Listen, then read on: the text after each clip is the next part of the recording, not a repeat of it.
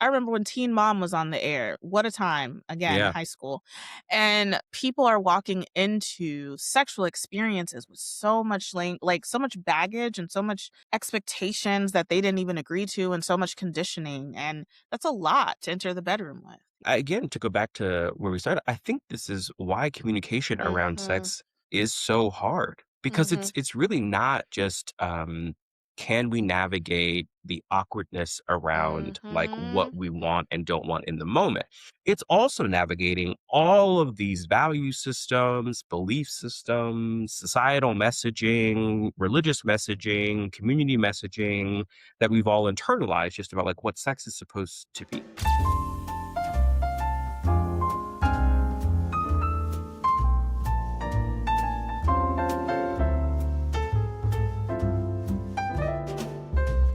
Mhm. So, this video is from tonight's conversation, Yes. favorite of the pod. Talk about them a lot.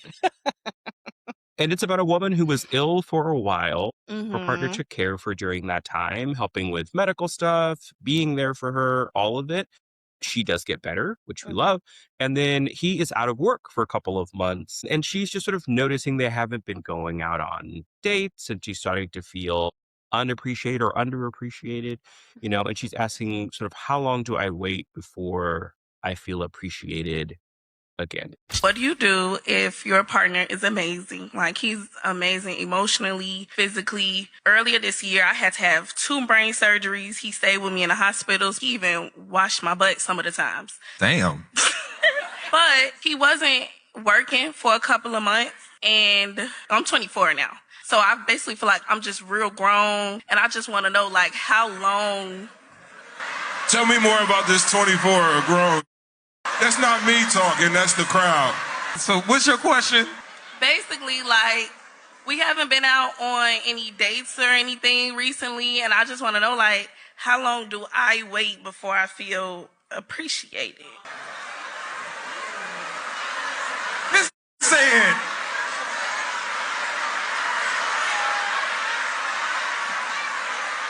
And you don't feel appreciated. Can't win. This is at the point that we have to acknowledge people's capacities. Because while you were in your season of being taken care of, he was the one doing the nursing back to health, right? And he could probably still be trying to regain his capacity for himself after spending his year taking care of you. And as you've gotten able to be better and, oh, I feel better now, I want to go on dates, he's trying to process what he just went through. So instead of you saying, how do I get to the space of me feeling appreciated? What have you done to show appreciation to your man for just nursing you back to health? You said that you're 24 and you're grown, right?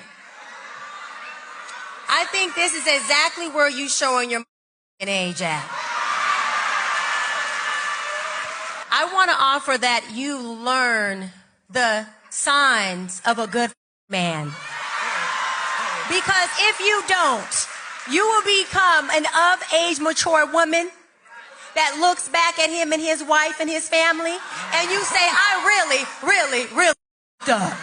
Before I got into podcasting, I was a registered nurse. And I'm going to tell you, the idea of love that we have in our youth is not real love. That love where that person is incapacitated, can't wipe themselves, but that partner is there every single day hitting that call light, making sure I bring that meal, watching me wipe and say, you know what, you're not doing it right. Let me step in and do it. That idea of love you got exposed to at 24. You live long enough, you will outlive your money and your house and those cars. And sometimes your children, they get their own lives. They move to different places and ain't nobody there to take care of you but that woman you treated right. Or that man you treated right. And I want you to just think about that right now before you make any kind of decisions, because you got a man that showed you very young that he's willing to do that. All right. So there is a lot in this video. There's a lot. Yeah. Yeah. There really is. I always laugh when I watch this video at the part where she's like, I'm 24, and so that I'm a grown woman. And I I'm was an like, you know what? adult. I'm not even hating because I too once was 24 and thought I knew everything about the I'm world. there, yeah. But I think bigger than that, on the surface, it Mhm. comes across like she's being ungrateful. And I think the host's response to her in many ways are in Mhm. keeping with that reaction. Oh, you're being ungrateful, right? Like Mhm. this man took time to care for you, to she said at some point he was like wiping her dirty Her butt, butt, right? So yeah. like was doing all of these things for you. You're moving through multiple surgeries, you're moving through a pretty involved recovery process, it sounds like. And here you are complaining that he is not taking you out on dates. Yeah, I was sitting there like, "Now, friend." Oof. Because she was confident. She was like, "And I'm 24, and I know the ways of the world." I'm like, "Girl, you were on your deathbed. Do you know the ways of the world? You For okay?" real, for real. You were Yeah. for real almost out of here. So I think there's more to it. So Mhm. I think we should talk about caregiver fatigue first. Okay, let's Yeah. do that. Yeah. When someone is caretaking for an extended period of time, whether it's Mhm. for chronic illness, cancer, mental health, whatever it is, they're giving a lot of themselves. It can also shift Mm. the attachment in the relationship. And that's like Okay. part of a larger conversation, but Yeah. it shifts. You're taking care of not just emotionally, physically, sometimes financially, and that can lead to burnout for the Mm. caretaker, especially if you guys roles started out as one way and has shifted into this. Yeah. Yeah, so then by the time that she is better, he is depleted. Yeah, exactly. And something that I don't know if everyone caught, like he lost his job, I believe. Mhm. And so that I think adds so. another layer of stress. So now not only is he dealing with the financial insecurity and this horrible job market, there's probably some identity stuff also around not working that is not coming into the conversation or Mm. even being considered here. Yeah. Right. So he's just like not really in a place maybe to show up as a romantic partner or as the romantic partner that she would She like would him to to be be. Yeah. because he is just trying to keep maybe his head above water with all this stuff. Yeah, and I totally get it, right? Mm. I spent a good chunk of my relationship being sick, right? Mm. Just didn't know what was happening to me. I was having these flares. I couldn't move. I needed help going to like getting in the shower, going to the bathroom, like so much stuff for a majority of the relationship. And even getting to the point of like, you sure you want to be here, Fran? You Mm. sure? Right? Not because I didn't think I was worthy of partnership, but because I Yeah. understood how much went into showing up for me as a romantic partner, but you're also doing a dual role as like Yeah. caretaker. And so her needs are absolutely valid. She feels better. I love that for her. She has a second lease on life. Love that for her. So she's not wrong for wanting to feel connected to her partner because Mhm. she herself, she's like, well, I'm up now. Like I could do all these things. And I don't think that it's about like shaming her in any way, which, Yeah. I would made me uncomfortable because I'm like, no, I get where she's coming from. Yeah. Yeah. Yeah. This is something I talk about with couples all the time, that it's Mm-hmm. almost never about right and wrong, right? And I have gone as so far as to say, like, whether you are right or wrong is irrelevant almost Mm-hmm. all of the time, right? I don't, Mm-hmm. as your couples therapist, I don't care about whether you are factually right or wrong about a Mm-hmm. situation Mm-hmm. because really we're having an emotional conversation, right? And it sounds like in this situation, it's the same. It's about two people with legitimate needs that just Yes. are not being met. Yeah, and I also think that this question around like, well, how long do I wait? I think that that is honestly probably not quite accurate. I don't think that's the Hmm. right question. What's a better question? I think a better question would have looked like, well, how do we talk about where we both are and therefore what we Mhm. both need in this season of our life? Because when I went through my season, these needs were very glaring, right? Yeah. But in this season, your needs maybe not so much. So what do we both need right now? Yeah. Okay. So then it's instead of silently waiting and getting resentful, Mhm. we might lean in with something like hey, I'm noticing we haven't been connecting the way we used to. I missed that. What's going on for you? Yeah, and he gets to say, "I'm struggling, I'm depleted. I spent this amount of time making sure that you were good while also managing a job. Now that job is gone. Now I don't have the capacity to think Hmm. about planning dates." And I think that that goes back to what we about at, kind of the top of the episode, Yeah. or if this is part 2, then what we talked about in the previous episode with Corbin's Yeah. response. Yeah. That's right. Yeah. And I think then it's the next step is the problem solving together, right? How do Mhm. we make this work? Maybe dates are instead of, us watching TV, maybe we're sitting on the couch and we're talking, or maybe we're doing game night. Maybe it's a walk instead of like dinner out. Maybe I'm cooking for you. Maybe you're cooking for me. Like, we could get creative. Like, dates may just look different for a while. I think Hmm. even this idea of taking you out, like, I would even question, like, what would taking you out signify for you? Like, Mm, why is there so much pressure on being taken out, right? mhm. Like, what does that mean? Yeah. Since What you're does it grown, symbolize? since you're grown and Mhm. you know everything, You are full grown. since you're grown and It's you know so everything. true. That's right. That's right. It is. It's about finding ways to connect that match their Yeah. current capacity. And I really think, this is one of the things I feel like I've learned from you, right? And our time together that's made me better as a therapist, right? Is thinking Oh, thank more, you. right? So, a couple episodes ago, we talked about this idea of will and skill. I think in Mm-hmm. my mind, like I'm adding to that this idea of capacity, right? Yes. Because there is sometimes this like, I want to do this. Yeah. I can do this. I do not have the capacity, the energy, the financial resources, the whatever it is to do this. Yeah. Right. And so then how do we talk about that and navigate that together? I think I always say in sessions, like, you are capable of everything that you put Hmm. your mind to, and you don't have the capacity to do everything. You got 24 hours just like everybody else. And That's your right. capacity is going to wane. And when I work with folks that have chronic illness, I'm like, Mhm. yeah, there are capabilities that are now shortened because your capacity is just different. It is Yeah. different. And Hmm. so when someone has a chronic illness, remember that is ongoing, right? Like, I'm in a flare technically right now. I know as soon Hmm. as we hit in, the baby is in bed. You did say Yes. that when we started. Like, let's Yeah. wrap this up so I can take a Look, nap. I'm going to take a nap. And that nap may last until tomorrow, Yeah. but I'm going to be in the bed, right? It's not I was sick and now I'm better. Like in this Mm, case with this video, it's my body has limits all the yeah. time. And we Hmm. have to navigate that together all the time. So, and Yeah. it's not due to like capability, it's due to capacity. Yeah. It's this constant renegotiating of what intimacy, what connection look Hmm. like based on just what's possible right now in this moment. Exactly. Exactly. And I think that that requires both people to be flexible and to communicate and to remember, like, you guys are in a partnership. Mm, The chronic illness and whatever extra things, the job loss, all the things happening in the world, like, those are uninvited guests that come into your guys' internal system that you will have to navigate, right? yeah. But you guys are the partnership, right? You Hmm. guys are together. And Yeah. so you guys both get to be flexible and communicative. Absolutely. I think it also is going to require both folks to just be open about the weight that the other is carrying, right? Like Mhm. she's carrying the weight of having been sick and maybe a fear of Mhm. recurrence. And maybe how that's showing up is now's the time, right? I Mhm. have the capacity. So I want to go Mhm. on the dates and I want to go on the trips and I want to do all the things because I don't know what tomorrow looks like or next month Mhm. or whatever it is. So like now, right? And he Mhm. might be carrying the weight of just having been a caretaker, right? Mhm. And now dealing with a job loss and saying like, Mhm. I'm glad to have one thing off of my plate because I've been carrying so much. I need a break. I need a rest. And so he needs it to look different. Mhm. They both, so essentially what I hear is like they both need care Yeah, and they both need to be able to ask for it. Yeah. absolutely. And so I think sort of bringing this back to sex, then how does this apply? I think it's the same principle, right? Like Mhm. sex isn't just about the act of sex. It's about the Yeah. connection, the communication. It gets to be, let me say that.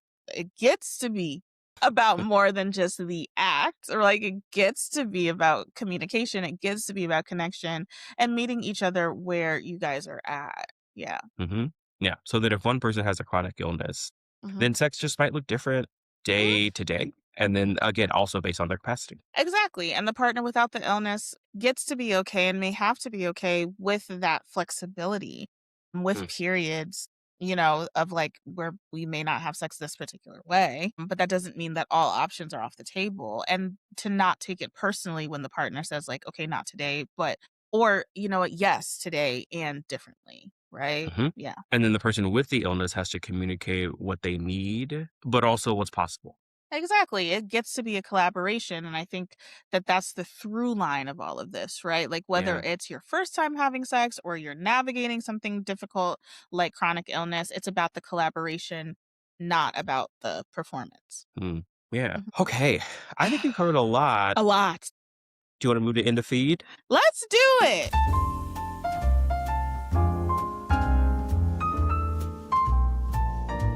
What's caught your eye this week? Okay. So at the top of the show, depending on where we're at now, I Mm, mentioned watching America's Next Top Model documentary on Netflix, and I do probably need to talk about it. I'm like, process it. I'm not in session, go ahead. but talk Yeah, about it. go ahead. We can So the process. It's show fine. Thanks. I didn't know that the show ran for 24 seasons, by the way. Like I said, No, it me started either. in 2003. I was 13. And I Very guess it didn't significant. end in 2016. The only thing I remember about 2016 is Kendrick. So, did not know that it was still on TV.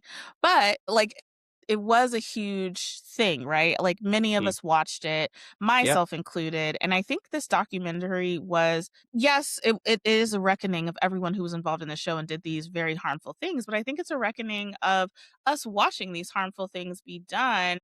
The forced dental work, the body shaming, the assault, the blackface photo shoots, exploitative situations, and Tyra Banks is in it. And she's just kind of like, well, yeah, sorry. Mhm. And also deflection, deflection, deflection. Yeah.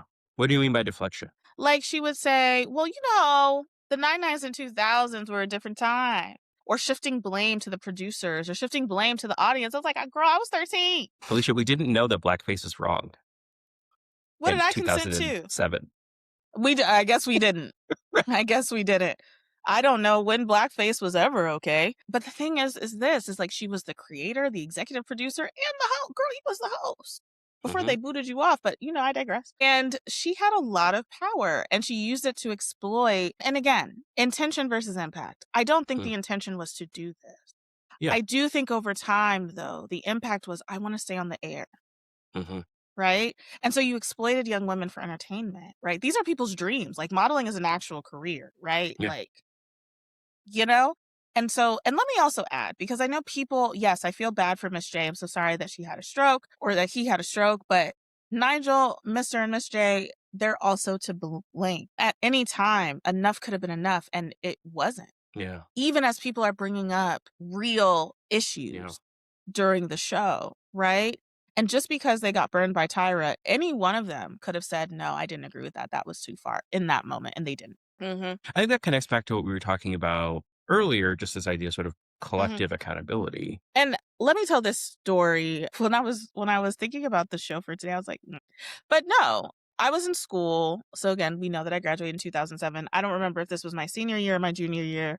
Pretty sure it might have been my junior year. I went to an Adventist school. That could be its whole episode, child. Where I was one of 13 in my class. No, Mm. yeah, maybe one of 13. I don't know. I tried it. My brain has blocked out. Adventist education is very interesting, but in my school, I was the only one until my senior year. The only one that looked like me. Maybe there Hmm. was another child of color, black child of color in elementary school, but in the high school portion, because Adventist schools are K through 12. I'm in the high school portion. I was the only one. And we don't have dances because Adventists don't dance. They have Yeah. banquets. So I think something that was very interesting, we had a costume party because I think it was around Halloween. So we had this autumn banquet. And this person in my class they were a person of color, but they were white passing, shows up in blackface because he wants to come as Dave Chappelle being Prince. Hmm. So, and the only person who said something was my classmate, Caitlin R. Not going to say her whole name because don't know if she wants her whole name out there, but Caitlin Protect this R. woman. Protect her. Like, I think she's the only person from my high school that I'm friends with on Facebook. I think maybe one other teacher. But to be quite honest, she was the only one who stood on business and was like, that's not okay. Like she made a huge deal about it. And she came to me and she was just like, are you okay? And I think at the time, because by that point I had gone through so many microaggressions and pretty macroaggressions at that school that it just kind of felt like y'all will let anything slide. So what does it actually matter that he did this? Yeah. Because he got a slap Yeah. on the wrist. He was told to take off the paint. He came back to the banquet. The adults let it happen. Of course. Yeah. And so I think the ways that we were socialized, especially those of us who went to PWIs or grew up in predominantly white neighborhoods, to think of our blackness, our curves, our culture, our bodies as something that needed to be fixed and something that was undesirable. And whether Tyra meant to do that or not, she added to that in a negative way. She really did. Yeah. Yeah. Yeah. That's heavy. And I do think it's important to name these things now, even all these years later. Yeah. right? Because it does help us understand how we got here. Yeah, we can't just say like that was a different time because blackface was never okay, girl. Hmm. And And it's like never that different of a time. You know what I mean? never that different of Like, a time. I'm just yeah. like, girl, that They talk go. like it's like, okay, so in 1412, things were different, right? Yeah, Like we're talking about 2007. I'm just like, we didn't just come on the ship. Like, what are No. we talking about? Right? Yeah. Like, we weren't just stolen. What are you talking about? It wasn't, no. Like, it was a different time because you guys let it be okay with being a different time like that. And then you blame the audience. And I'm just like, girl, I was a child. I didn't have consent. Hmm. No, the babies didn't have Yeah. consent, or people are coming into their own development. And I think it's so interesting about the ways that media had just, I don't know, evolved into, well, not evolved, devolved into what it had really become. Like, and I think we actually, Yeah. as folks who watched it, do have to reckon with the harm and how it shaped us because it did have an impact on us whether we liked it or not. Absolutely. So yeah, what about you? What did you bring? Yeah, mine is a little different. Love I've been that. thinking, I want to shout out this week the band The Paradox, Come which on, is a little Paradox. punk rock band. They are all Black. They are, in fact, this is still Black History Month Still. as we're recording this. And so they are the first all Black band to top the alternative charts this week. And so I've been listening to their music. I love them. And, I went through a little emo phase.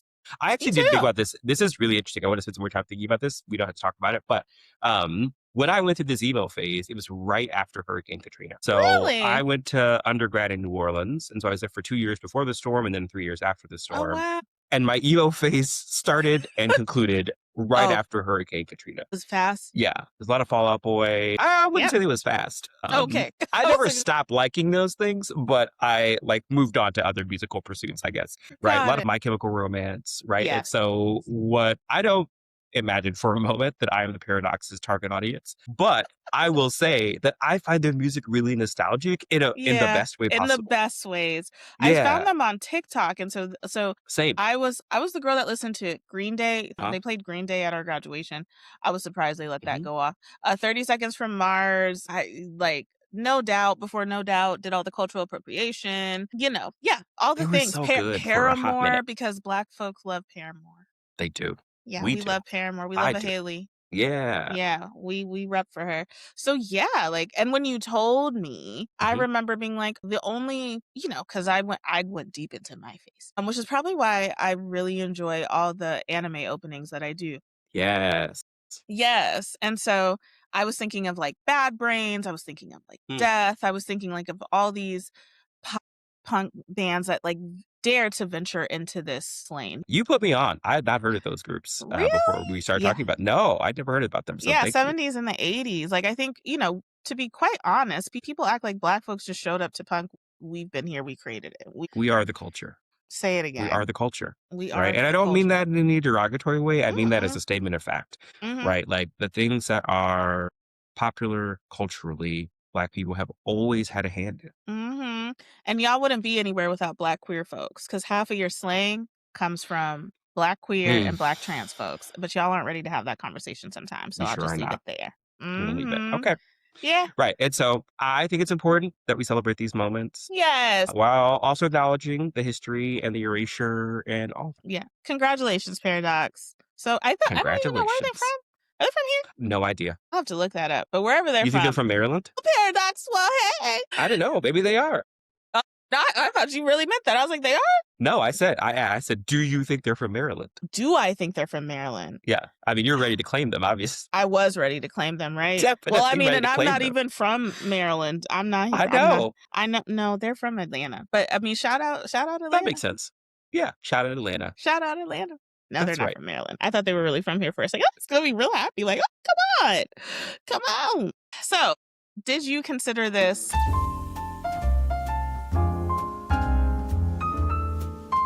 We're coming into the end. What is one thing that we could have missed or an angle that is worth sitting with a little bit longer? Yeah, I think so. For the sexual communication conversation, what I am sitting with is that we just talked a lot about how to give feedback, but we didn't talk Yeah. as much about how to receive feedback, right? Exactly. Like, what does it look like to hear, Mhm. I'd like it if you did this differently, or you did this and I didn't care for it, without getting defensive? Yeah, I think that's good because I think a lot of people hear the word feedback and receive it as criticism. Yeah. And I do think that it matters like how feedback is framed, right? There Mhm. is a difference between feedback and criticism. And as people who communicate well, we need to be paying attention to that. And I think that if you have, for me, this always goes back to boundaries. I've written about this a lot on my Substack newsletter. I love Terrence Real's Mm. idea of boundaries. He's a couples therapist, writes books, all that great stuff.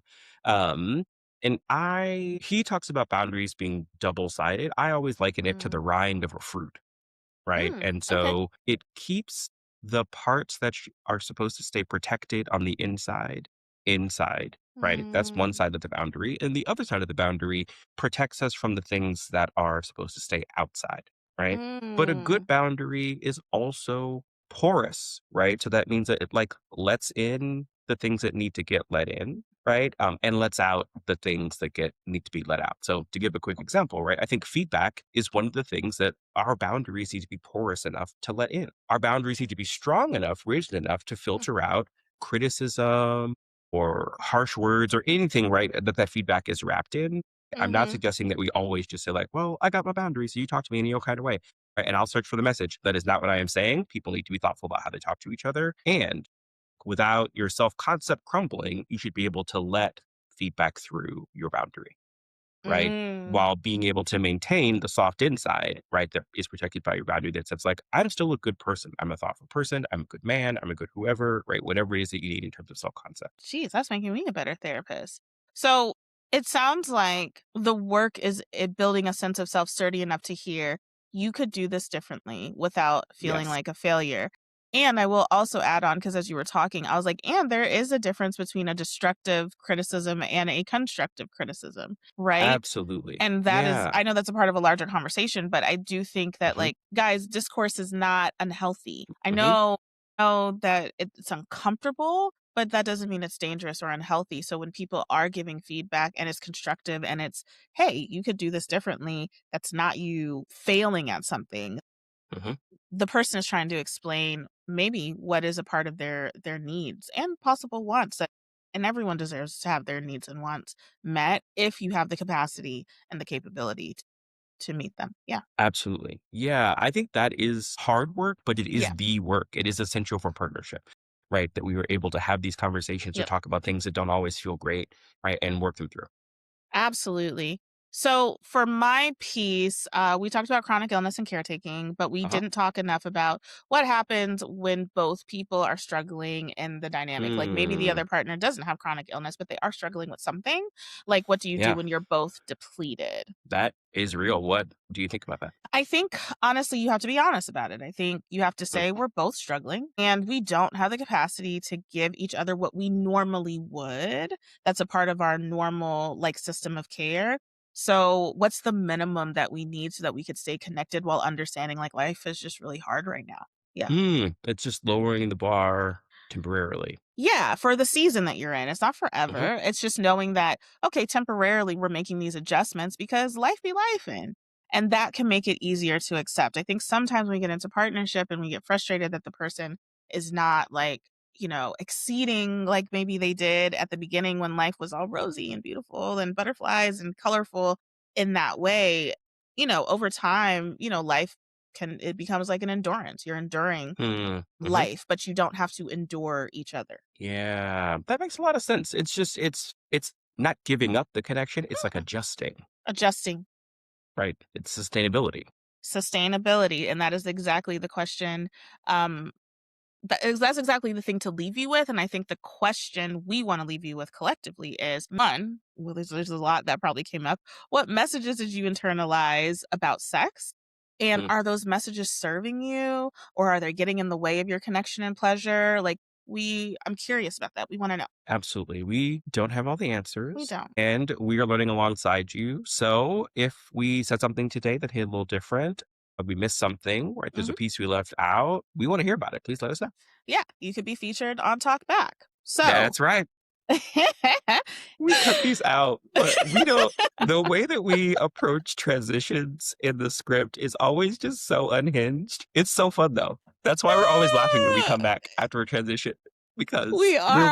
always laughing We're because weird, we're so tired, punch odd. drunk And people, and that's what you get. That's what you get. yeah. Welcome to So therapist life, y'all. that's Yeah, right. I mean, for real. for real. So as we wrap up, what are you taking with you from today? Yeah, I think I'm sitting with the idea that sex is supposed to be collaborative, not Hmm. performative.